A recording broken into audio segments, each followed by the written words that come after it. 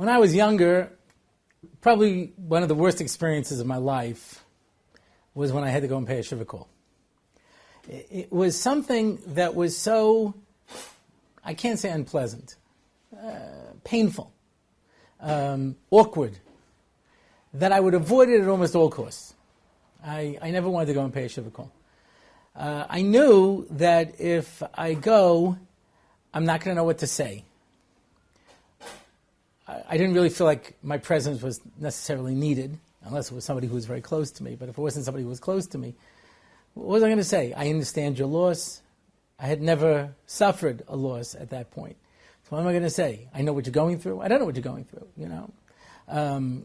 It was something that was so uncomfortable that I would often avoid not only going, but then afterwards you'd feel bad and you'd have to avoid the person, in fact, the rest of your life, because I never went to pay a Shiva call because it was just something that was so difficult for a person to do. And I realized I was not alone in this. I met other people who had lost friends and acquaintances and neighbors over the years because they never paid a Shiva call. They just couldn't. They couldn't bring themselves to do it. So there were two incidences, I think, that changed my perspective. One incident was, obviously, when I lost my own father. And it gave me insight into what it is to sit Shiva.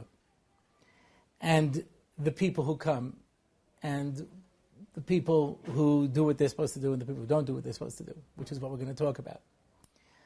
There was another incident that was pretty dramatic, and I'll put this one into context. I had a friend of mine whose wife suddenly passed away.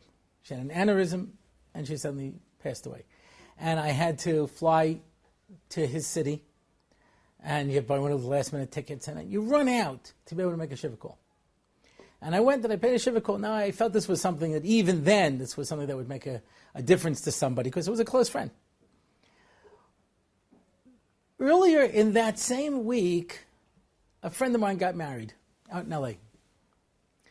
And when I flew back from this city, back to my own city, I said, how is it I have time for tragedy and I don't have time for a simcha? You pay a Shiva call, I drop everything, run out to any city, for a chasana, Sheva brachas. Not so important. So I went out for a Sheva brachas. And that became one of my themes. We always have time for tragedy, we don't have time for simcha. And by the way, I happen to believe that it's true. But that was one of the things that I would always say. And I had the schus for myself to have a kesha over the years with Rabbi Moshe Shapiro, Shlita. And I went to pay a Shiva call when his mother passed away. Now, Rabbi Moshe Shapiro has thousands of Talmidim. I would not be so egotistical as to call myself one of his Talmidim. I'm not one of his Talmidim. I go to his shiurim, but I'm not a Talmud. He has thousands of Talmidim, and besides all of the Gedolim and all of the people of stature who came to pay a Shiva call. And here I am. I come to pay a Shiva call. And there weren't too many people there, so I could say over my chochmas. And I said, it's funny how we always have time for tragedy, we don't have time for a simcha, And he gave me a look that I've received a number of times. And he says, Zeloa inyan David. That's not what's going on here. He says, the reason you go to a simcha is because you don't want the guy to be upset at you. I have to tell you how many times I found this to be true. In the scheme of chasanas and bar mitzvahs and brisim and all the simchas that Baruch Hashem we get to go to in the course of a week, a month, a year, how many of them do you really make a difference in?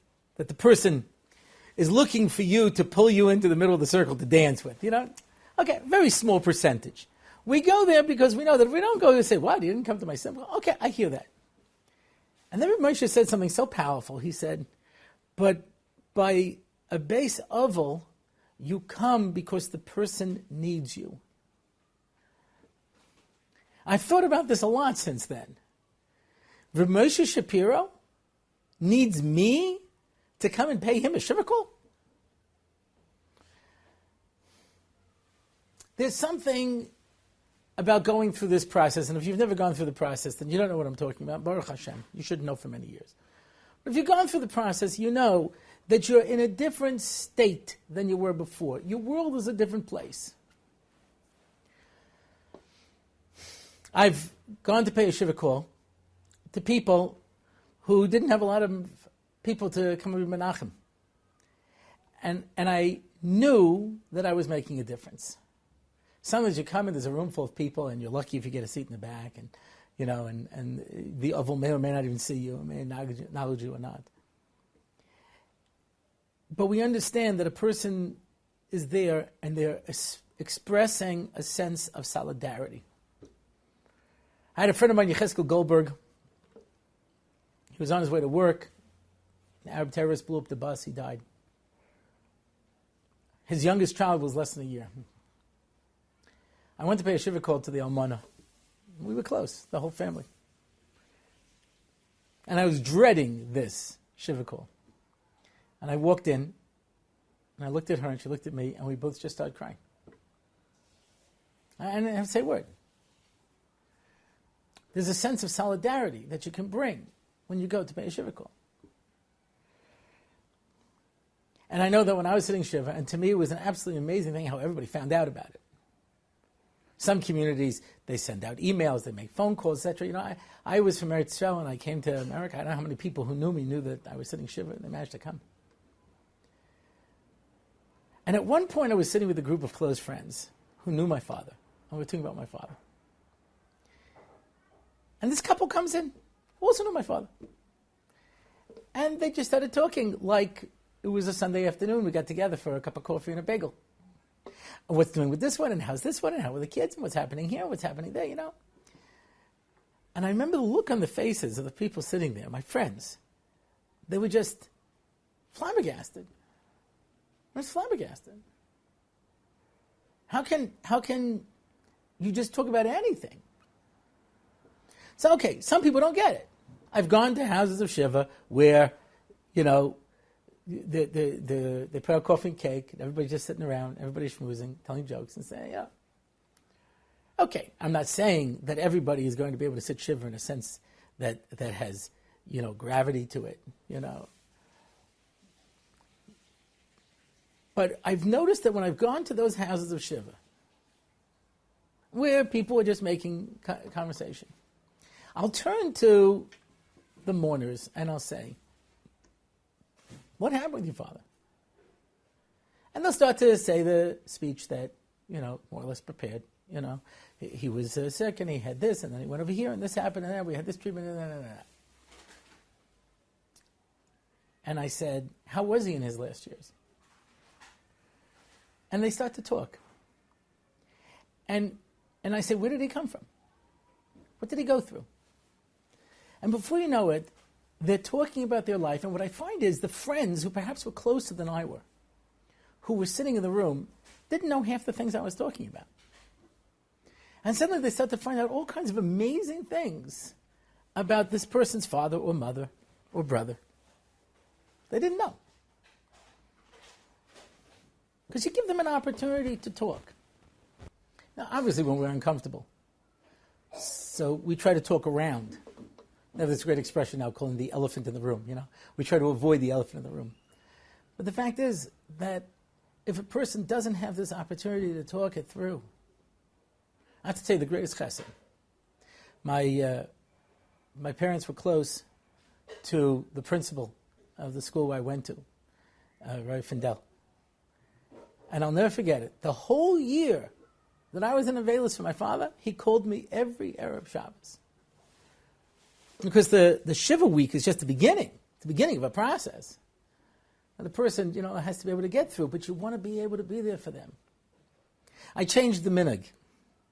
In certain circles, the minhag is you don't go to visit the Oval the first 3 days, because that's the worst part, etc. And I started going during the first 3 days, because the person says, we sit here by ourselves.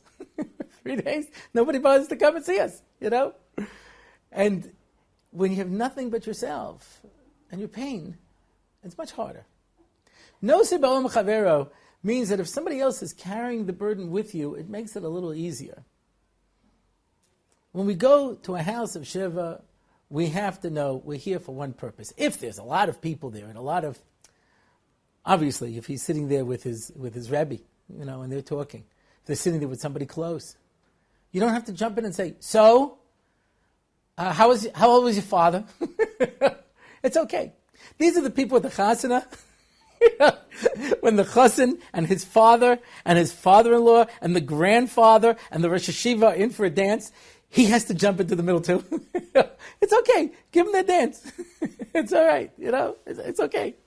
You'll have your chance. It's the same thing in the house of Shiva. If you don't have the time, you don't have the time. But your presence is noted. I can't tell you how many times, even though the whole place is a blur.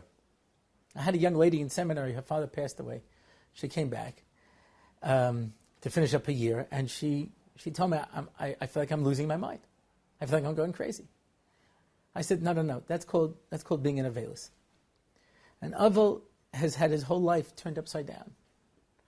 It is a life-altering event. And we just have to be there to figuratively hold their hand. Just to let them know with a look, with concern. And if you're in a place where people don't know how, take an interest. Ask them questions.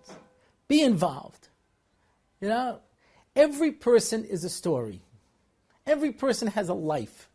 Every person had challenges and places where they came from and places that they went. I cannot tell you how many inspirational stories I've experienced at a house of Shiva just because I took the time to ask the questions. And suddenly you find out the most amazing things. Most amazing things about people. Where they come from, what they do. Nichem Avelim, Chazal tell us, is a very, very special mitzvah.